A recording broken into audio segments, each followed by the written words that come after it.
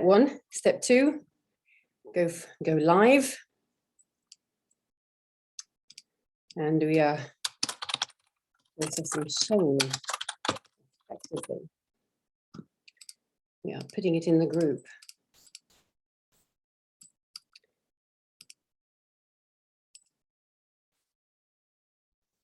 Do it. There. Fantastic. Welcome. Have I got the right view here? Yes. Absolutely splendid. Oh, I am so happy to have you on the call, guys. It is super exciting to see you. My name is Elizabeth and I'm your host for this evening. The teaching that we're going through today is called Processing Shame Effectively. I've been a spiritual teacher and a minister for almost a decade. I've authored several successful books and programs, but my authority to teach on shame comes from life itself. Oh, we've got Kat. Here she comes, wonderful. My authority to teach on shame comes from life. I know about shame. I know about being ashamed. And I also know about the liberation from that. I've studied it academically also. My dissertation in criminology and journalism was called Modern Obscenity, Harm, Agency and Regulation in the Censorship of Pornography. I've myself personally transcended extremely dysfunctional paradigms relating to sex, alcohol, and addiction. And I've personally come into a heavenly and intimate relationship with life. So I understand these dynamics very, very well. And on a personal, intimate, spiritual level, I have liberated myself. I have been liberated. I've been delivered from shame and guilt and oppression. So if you're here today, if you're on the call, or if you're watching the live stream, engage your mirror neurons now, because you can receive both the teaching, the wisdom teaching, and you can receive the vibration of liberation from shame. So today's teaching is a quick one. I'm not going to spend any time mollycoddling you. I'm not going to spend any time patting you on the head and telling you you're going to be okay, because I know that you know this. I'm just going to dive right in and I'm going to hit two major points. Number one, what is shame? And number two, what are the main considerations for releasing it? So to start off, let's look at the sovereign model of human consciousness. This is a linear framework for understanding the relationship between consciousness, energy, and form. It's incredibly useful to have in your toolkit. It's useful to keep going back to it. It's useful to embody this linear framework because it makes it very easy for you to unravel these relationships. I'm going to take you through it very quickly. The elite students in the Sovereign Way, the elite students who join us in the Oasis every week understand this very, very well. And thank you for being on the call, those of you who made it today as well. Let's look at the sovereign model of human consciousness very quickly. You and I agree that on a microcosmic level, we're completely connected. We know that there is one source and one substance of all things, and we'll call it God because that's the easiest thing. And if this is all knowing and all substance, and this is all the creative life force, the creative energy in the entire universe as we know it and beyond, then there's a very specific part of that creative essence that is you. So you're an individuated strand of this divine essence. And we say that your cellular consciousness, your individuated consciousness is a little bit like a prism to the light, in that it takes eternal unformed potentiality and it refracts it, turns it into values. In other words, there are data points written in your cellular consciousness that influence how creation is formed through you. So these are some example data points that would interfere with your ability to discern shame and process it appropriately. For example, you might have something in here that says the world has authority over me. If you believe the world has authority over you, then the world is also able to shame you. Or perhaps you have something in here saying sex and sexuality are bestial and wrong. If that's the case, then that particular engagement, that particular actualized occurrence would also have the ability to shame you. Or perhaps you've got something in here saying, oh, low vibrations. Low vibes are dangerous and unspiritual. Low vibes? Are you saying low vibes are not dangerous and unspiritual? No, nonsense. Low vibrations are a part of the harmony of life. Life is a harmony. Low vibrations are not dangerous. Or perhaps you have something in here that says, there is a right way to live, and I don't know what that right way is, for example. Or how about, it's possible for others to define my worth? Or how about, my worth is related to specific manifest outcomes?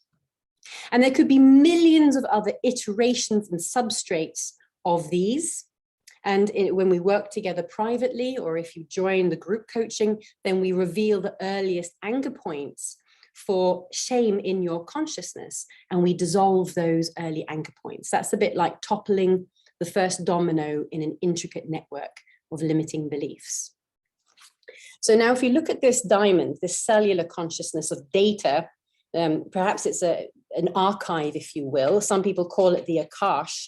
It is literally the data that is written in your cellular consciousness about what is true and factual about life, what is true and factual about who you are in life. And let's imagine that it's a stained glass window that the sun shines through. So you can notice then how the creative essence takes on the stories written in the stained glass window, all of these little paradigms, and it projects them out through your energy field and into manifest form. This is your 3D life, 4D perhaps we can say. We'll just call it life for now. This is how you experience and prehend everything. So now that means that you meet all of these paradigms, you meet them in your thoughts, ideas, and mental narrative, in your energy field and your chakras, in your body systems and organs, in your relationships and your impact, in your finances and your circumstances, and in your devotion and intimacy with God. Who wants to live a life free of all that shame? Me, everyone's putting their hands up. Put your hands up. Come on, Partek. I know it's true for you too. Yes. Yes. We want to be free of the effects of shame coding in the way that we project our lives out into the world, the way that we prehend life back into our experience. So I'm going to keep this up because I'm going to refer back to it. In fact, I'm going to refer to it quickly, very, very quickly now. We're going to see that because this is the main dynamic of creation, there is a beautiful entanglement with life as well, in that if you've got these paradigms written in your cellular consciousness, and along comes a trigger, maybe if you're someone who believes that sex is bestial and low vibe, here comes a gorgeous potential mate. Oh, look at him. Oh, lovely. Or her, if you're male, look at that. A lovely potential mate has come along and triggered in you some sort of desire. What happens then is that your cellular consciousness perceives a threat to one of your core principles, and that triggers an emotional response. That is the rising of shame. And that emotional response changes your biochemical your biochemistry. It releases a number of hormones. That's what emotions are. Changes your biochemistry, which means that your psychoneurosomatic vibe has shifted. And that means that the thoughts you can access have shifted. And when the thoughts shift in your mental narrative, it means that your feeling shifts. Emotion and feeling is different. And that impacts how you choose to be in the world, including shying away from being your full self, including shying away from making the connections that really matter in life, that will lead you into greater and greater truth. All sorts of other behaviors that come as a result of this feedback system. But what is shame? Let's talk about that really quickly. In the spiritual arena at the minute, there's a lot of noise about overcoming shame or eradicating shame or cleansing humanity of shame. But shame is not wrong. Shame is not something that we need to eradicate from the planet. We don't need to eradicate it from the human consciousness. It has a role to play for the sovereign mind. If you are sovereign in mind and energy, then shame is very, very useful. If you discover the role that shame plays and you establish your position in relation to that role, then you won't be triggered into fear when you encounter that feeling of shame. Shame is a dynamic, you see. Shame is a bioenergetic response that signals your violation of certain principles that you've installed in your diamond consciousness. Whether that signal of shame has come from without, maybe it's someone out here pointing at you going, shame on you. You did get the vaccine or you didn't get the vaccine. Shame on you. It could be coming from without, or it could be coming from within. It could be an inner message that some violation has occurred of some of the principles that you've installed in your consciousness.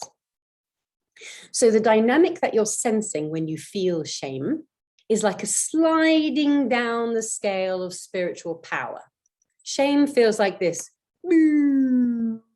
That's that feeling of shame. That's how you sense what shame, that shame has come into your prehension. So it's a signal. What does this signal mean? Let's look at the scale of human consciousness. This was developed by Sir David Hawkins, following thousands and thousands of calibrations of truth. Discover that you can largely unravel the quality or calibration of spiritual power in the human consciousness on the scale from 0, which is complete separation, to 1,000, which is complete enlightenment and remembered embodied truth. Now, shame is this motion here. That's the feeling of shame, you see? So at any point, you can feel shame. You could be all up in here and you take a step off the path, you take a step in error, ego takes over for a moment and you feel it. That's what shame is. It's a dynamic, it's a motion. When you're in sovereign consciousness, you can then choose your next move. You can go, I feel that. Should I shift my trajectory? In other words, should I change my behavior? Should I look at what I just did to initiate or trigger that? Or should I shift my principles? Perhaps I need to look at what some of the principles are that shame has signaled a violation of. Maybe I don't need to change my behavior. Maybe I need to change some of these principles. So that's the sovereign choice that you have. And that shame allows you to be wide open in mind, in vision, in heart, and in movement to make a decision about how you are showing up in relation to your principles. Principles are structures. So principles needn't last. Principles are not truth. They are structures, and they're very good to have because they give you vertical freedom, if not horizontal freedom. So you install good principles to keep your energy focused. And from time to time, you may need to shift some of those principles. Shame allows you to notice when you're on a path that violates some or any of those principles. So there we go. That's why shame can be useful, if you can recognize it and process it appropriately. On the other hand, being ashamed, being embarrassed is a very low frequency. Being ashamed means that your identity is stuck in that triggered feedback system. It means that that shame has risen and you have gone, oh, I am ashamed. And then you feel ashamed. And then you behave like someone who's full of shame. And now you're stuck in this feedback system. You haven't changed your trajectory and you haven't changed your principles, which means that creation is still moving through your cellular consciousness in accordance with those principles that allow you to be in shame, to be ashamed. Someone comes along and points at you and says, shame on you. And you go, oh, I'm ashamed. and you live in this feedback system. So that means that you're letting your embarrassment or your ashamedness keep you in that box, preventing you from going out in your truth, preventing you from shining like the peacock that you are, preventing you from making those powerful connections, preventing you from scaling your impact in the world, and potentially also letting yourself be triggered into retaliation or into conflict because of that shaming. How dare you shame me? How dare you impose your principles on me? That's not sovereign consciousness either. That's also world consciousness. You're being of the world.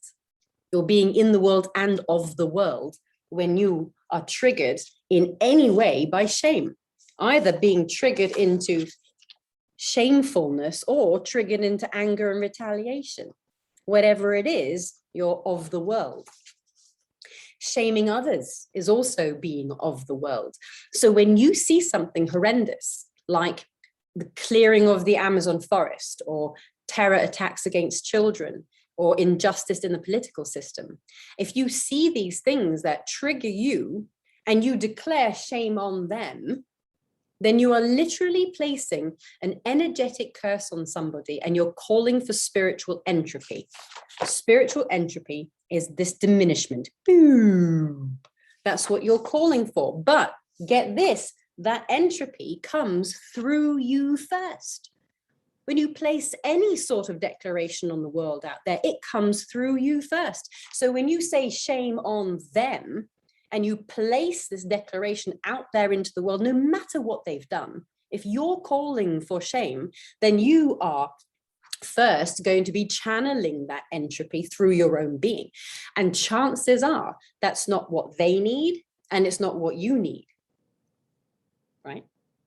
Instead, pray for them, bless them instead, and trust the sovereign one to work perfectly well behind the scenes without your control.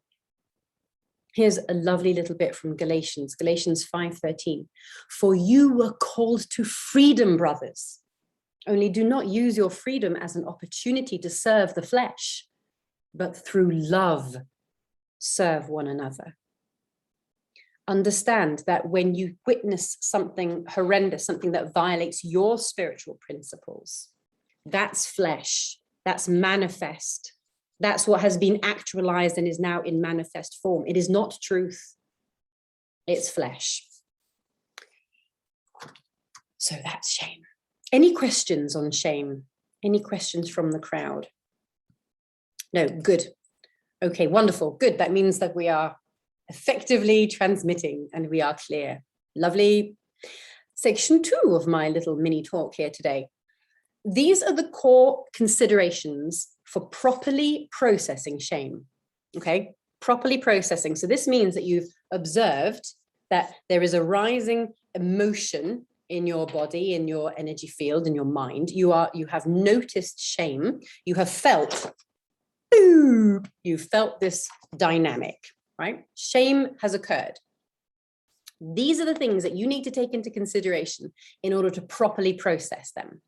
Now, there's a lot to unwrap when it comes to properly processing shame. So join the Oasis or sign up for private coaching so we can get really, really deep and get this done. But for today, I'm going to give you the most important globules for sovereignty around the dynamic that shame is. Are you ready? Here it is. Know the difference between emotion, feeling, and sensing.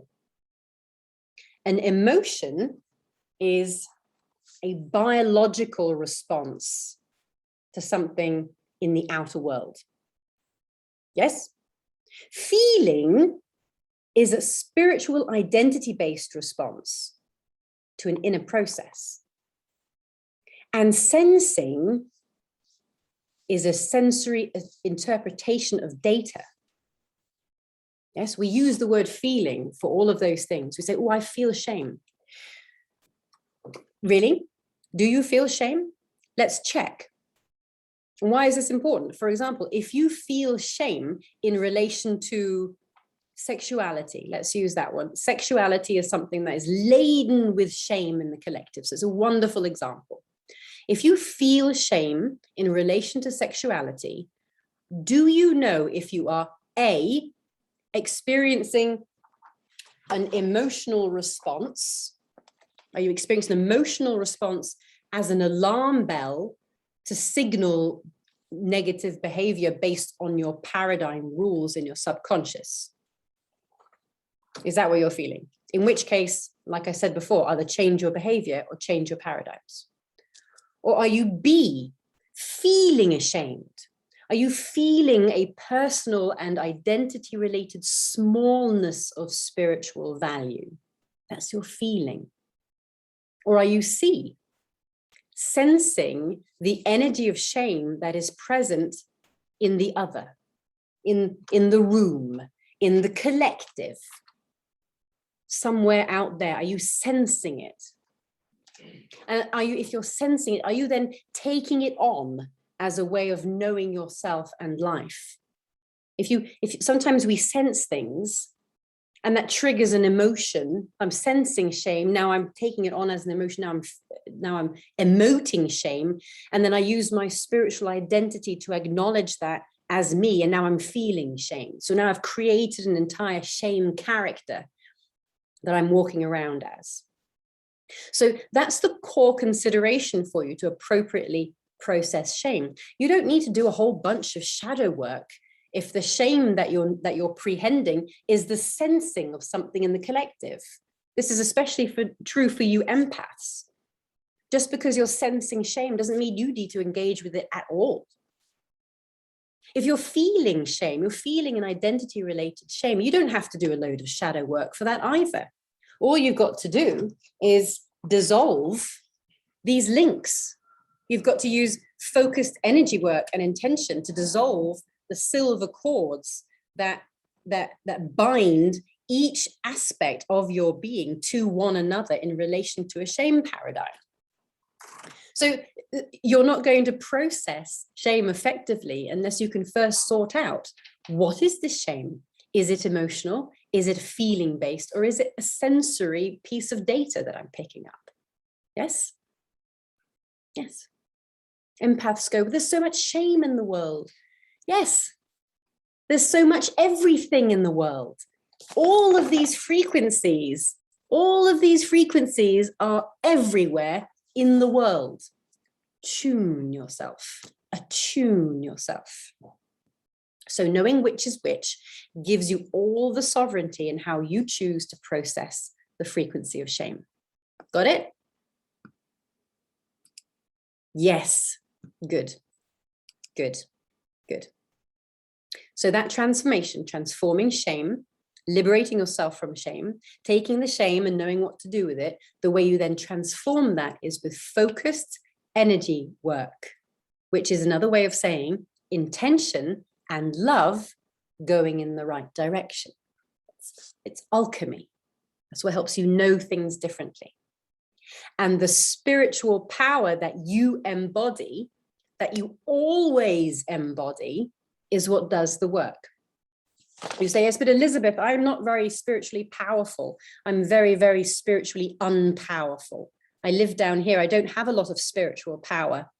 You only need a mustard seed's worth. You only need enough spiritual power. A grain of salt will do the trick, because the ultimate Christ energy, the grace and the mercy that belongs to you by birthright, you will never be cut off from. This pinprick point right here, it might be so small, it's just a singularity, but you are never without it. And it is enough to end the entropy and to activate the ascension. I promise you that.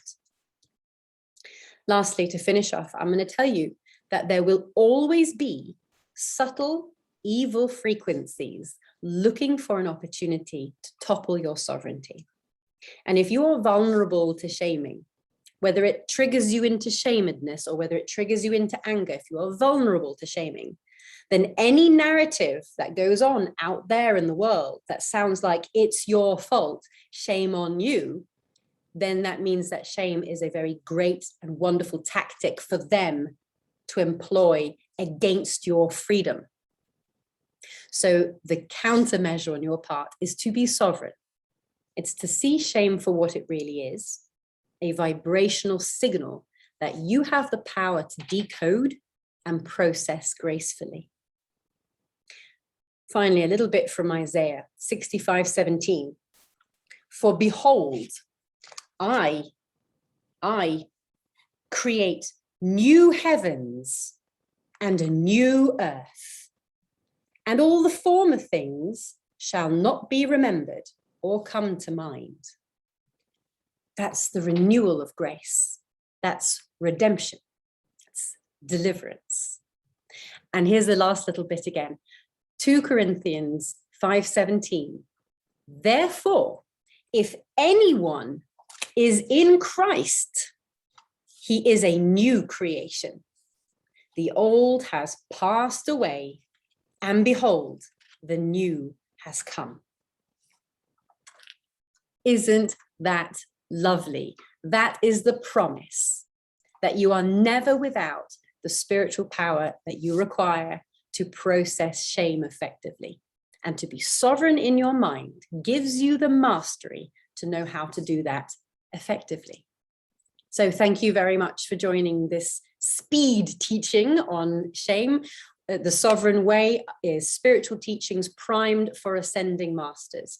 If you want to go deeper still, if you want to do some more unwrapping, join the Oasis and our elite students, or contact us directly for private coaching. Thank you ever so much for joining. Toodle pip.